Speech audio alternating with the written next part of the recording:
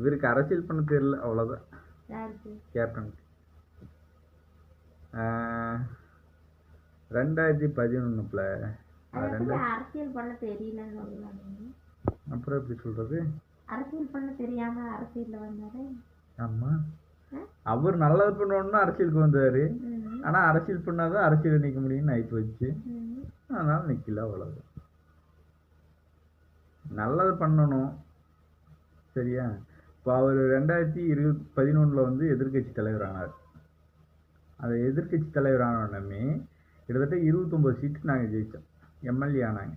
அந்த எம்எல்ஏஸு மக்கள் பிரச்சனையை வந்து அவர் எதிர்த்து சட்டமன்றத்தில் பேசுகிறார்.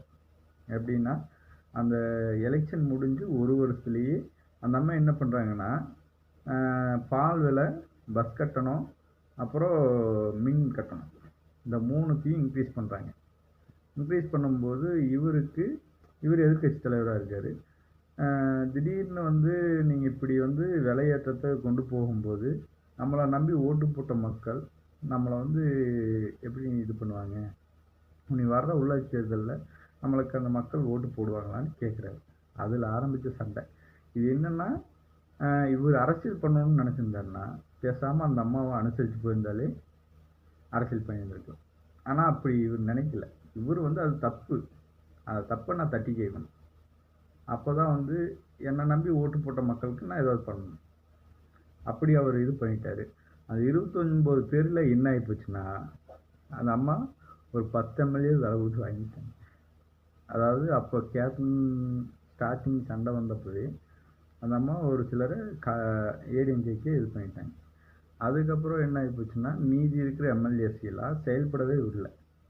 ஒன்றும் இல்லை, இங்கே சூலூரில் இருக்கிற நம்ம தினகரன் அவர் வந்து எம்எல்ஏவாக இருந்தார். அங்கே என்ன ஒரு இது நடந்தாலுமே மேக்சிமம் அங்கே இருக்கிற ஒரு பிரசிடெண்ட்டோட பேரும் கூட பேப்பரில் வரும், அவரோட பேர் பேப்பரில் வராது.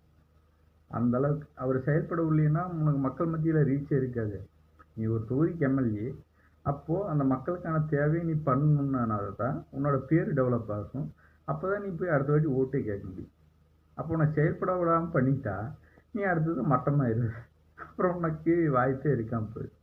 நீ இப்படி பேசுறதெல்லாம் அதுல போட்டுருந்தீங்கன்னா வச்சுக்கலாம், என்னை தூக்கிடுவாங்க. அதை தூக்கிட்டோம், பார்த்துக்கலாம். இல்லைப்ல, அதுதான் உண்மை. ஒரு எப்படி சொல்றது, அரசியலா பண்ணணும். உண்மைகள் மறைமுகமா இருந்தாலும் சாத்தியமாகும். அது எப்போ வெளியே வருமோ அப்போ வெளியே வரட்டும்.